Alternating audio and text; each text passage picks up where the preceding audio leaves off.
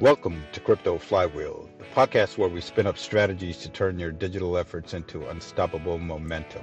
Now, let's get that flywheel turning. Hey, Professor X, how are you? It's a late evening today.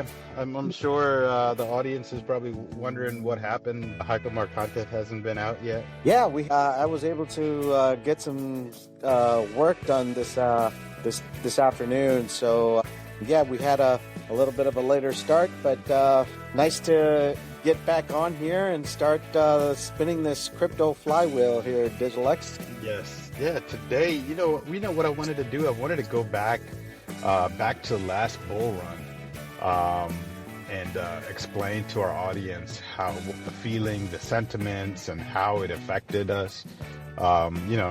So if you're okay with that today, you want to do that? Yeah, absolutely. I think that it's a great story to be told to our listeners and how we got involved, how we, even before we met, we were both in our own foray into cryptocurrencies.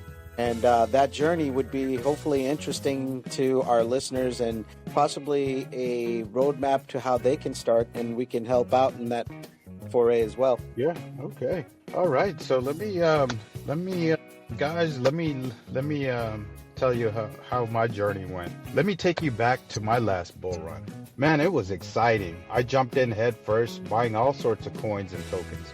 And every time one of them started pumping, I'd get this insane rush, heart racing, checking prices every 5 minutes, grinning like an idiot. But listen, it wasn't just one smooth ride straight up. There were brutal breakdowns, drawdowns, nasty corrections. That made you feel sick. You'd watch your portfolio drop 20 to 30% overnight and wonder if it was over. What was crazy is how different coins took turns pumping. Bitcoin would lead the charge, then Ethereum would explode, and suddenly, some random altcoin you barely remembered buying would 10x out of nowhere. It kept you hooked. The emotions, it's impossible to describe properly. One moment you're on top of the world, convinced you're a genius. The next, you're staring at red candles feeling totally crushed.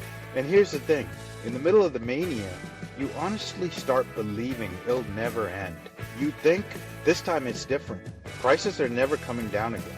Looking back, man, that was a trap. My journey was pure chaos, but surviving those ups and downs taught me more than any book could ever. That's exactly why we have built the Crypto Flywheel, to help you truly understand and experience everything we're talking about. Professor X, did you experience the same sentiments that I've had, or was yours different? No, it was similar, Digital X. My entry into this space, I think in a previous episode I told you, it was started with a YouTuber, and I started leverage trading.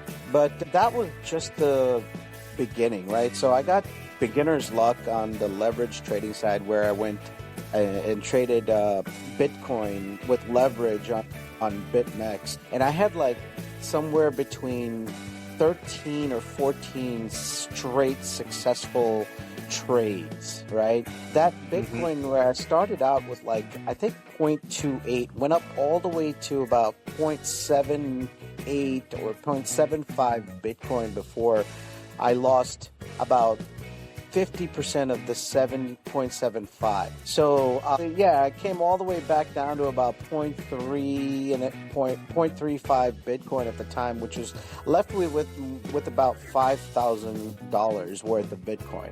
So I took that, and then I started just looking at the altcoin sector. Bitcoin was the first one, right? So then from there, I went into Ethereum. So I bought whatever I had left. I think I had enough for about 21 or 22 Ethereum. So I purchased about 22 Ethereum around that time, and that when I buy, again, luck, beginner's luck, I say. As soon as I purchased it, I would think it was at $185. And then it went straight parabolic to about $300. But in the meantime, and when I say straight parabolic, I mean 2 months, around 2 months time. So in that time frame, I also was looking, like you said, I was so giddy about, oh my God, this is never going to come down again, right? Like I'm going to go all the way through so all that money that I was making along the way, though I didn't realize it, I put it into smart contracts, and it exponentially grew. So from there, I took some profits out and got into other altcoins that were sub 1 penny, because you know how that multiplier effect we keep talking about? That was what I was looking for. So to get like the projects out there like a Zilliqa, an RSR, XRP, XLM, all of these were around less than 10 cents at the time, So some RSR, Zilliqa, and VeChain were sub 1 penny, and XDC were sub 1 penny. So I was able to amass hundreds of thousands of coins on some of these, and tokens on some of these. So every penny that it went up, I was making 1,000, or depending on number of thousands, 100,000s I had, 1,000 to 2,000 to 3,000 for every penny moving that it went up. Yeah, those were the days. I don't believe that those days are going to be here again, because of just how, and those coins that I got involved in, Digital X, are still alive, and we can go into why they're still alive and why the differences are going to be from 2020 to 2025. So yeah, that's my little foray into the space, and let's talk about more. So Professor X, what made you purchase those particular coins that was under sub 1 penny? What did you do? Was it just pure, I want to see if this happens with these coins as it did with Bitcoin and Ethereum? Or were you so new into the space where you felt like you could put money in anywhere and it'll pump? It's a little bit of both, Digital X. I mean, I had initially, because I was doing in that 2 months where Ethereum popped really fast, I sort of understood or comprehended what the white paper of Bitcoin and both Ethereum, more so Ethereum, was. So I followed Vitalik, and subsequent follows, the algorithm started making me follow other influencers, investors in this space. We all hear now of PayPal Mafia, right? So those type of people I started following and got into these fundamentally sound tokens that were solving problems, like the PayPal Mafia guys, namely Peter Thiel and Andreessen Horowitz, all these guys, Elon Musk, of course. These guys were investing a lot into some of these major coins, like the XRPs, the XLMs, and the RSRs, and what have you. So, those, and then as it evolved, I also started following other influencers and YouTubers and got into these space. And luckily, it was, again, serendipitous, dumb luck, whatever you want to call it. I was able to amass a 60 of my money. So, yeah. So that was, I don't think that is going to be in this bull run. However, those projects are still alive, and the fundamentals are the reason why. Well, for me, because of the media and what's out in the news, they're always talking about Bitcoin and Ethereum. So I had my opportunities to purchase those, but not too far, but since then, immediately I realized the return on investment on that same amount of capital that I'll be putting into Bitcoin or Ethereum, if I put it into a lower amount project, it would give me massive returns versus what I would get in Bitcoin and Ethereum. So that's how I started, not knowing any projects in particular, but I always look for what's a cheap coin to get into. And luckily, I was able to pick projects that allowed me to capitalize, So that was my little experience from it. But I must say it was very exciting, and that feeling of excitement is you're always trying to chase it. So that's why I'm still in this class, is because I'm trying to chase that feeling. But this time I know what I'm investing into and what purpose these projects are going to provide fundamentally. I agree. So back then, just like you, I also learned the space, though it was initially luck, but beginner's luck. Then I studied the space, and as the days went by, I understood and comprehended that the tokens and coins that I got involved in were solving some real world problems. Like they were also looking at solving problems like providing provisions for payment rails, settlement capability, interoperability, enterprise grade infrastructure, developer ecosystems. Those are the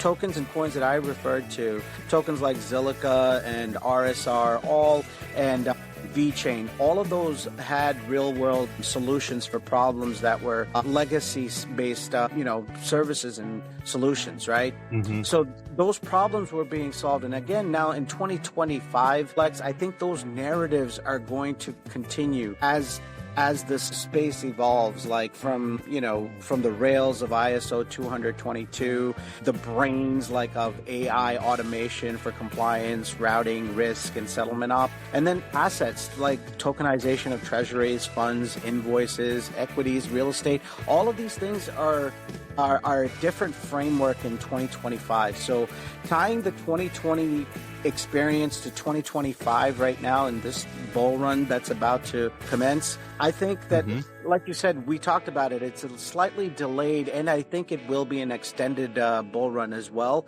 But that's something that we can talk about, So what are your impressions about this 2025 bull run? My impressions on this upcoming bull run is more capital is going to be entering into the space. Reason being, institutions are being involved in it now versus retail investors only. So there is some sort of compliance structure that's there. So they're more confident in investing their capital into these projects that are, true projects. So I do believe finding those true projects will give you that exponential return. It will be massive. The reason being because of institutions' involvement. Great. So these institutions' involvement is what the foundation is for the new asset class and the new financial system.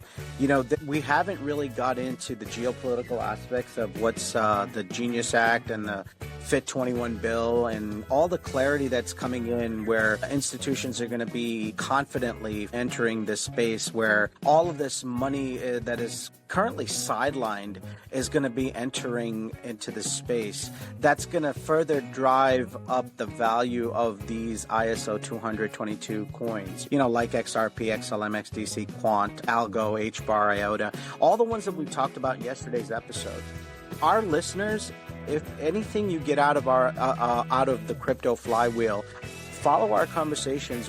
Are experienced. We're not financial advisors, but we have gone through and paid a pretty penny, a good price to learn what we have learned. That and any questions or concerns that you may have, put it into the comment section. We want to answer those in our subsequent episodes. Yeah, absolutely. You're absolutely right. So what else can we talk about, Digital X? I mean, as far as do you want to talk about some of the coins for ISO that are and the fundamentals for it and possibilities of experiencing the 10x? I mean, that's a lot to discuss in this episode, isn't it? Why don't we do this? Why don't we set another on our next podcast? We could discuss the ISO projects that have real potential use case and ability for utilized in our financial systems. What do you say? Yeah, I think that's a great idea. Actually, I just got so into it while getting into this conversation. But yeah, definitely. We can talk about it in the next episode. Yeah, we could definitely talk about it in the next episode. But just to recap, so the 2020 survivors are based off of what we had experienced, were why we both got into the space was Rails, payments, settlements, interoperability. 2025 moving forward will be RWAs, which is real world asset tokenization, and then AI automation projects. So we'll get into that further into the coming days in our next episode. So do you have any other thing to add, Digital X? I just want to tell our audience that this isn't just a theory. It's practical knowledge that we're giving you guys from real experience. And it's designed to help you not only to survive the next bull run, but actually to thrive in it. So if you're ready to turn those emotional roller coasters into smarter, more empowered decisions, Crypto Flywheel is your place. Our listeners, we welcome your questions. Anything. There's no, like, I hate to sound like cliche-ish, but there's no stupid question, right? So ask us. We learned. We didn't have anyone to lean on to learn on this. We learned the hard way, and we'd love to share that knowledge to our listeners. So with that, I'd like to end this episode, and the Crypto Flywheel is signing off. Thank you. Thank you.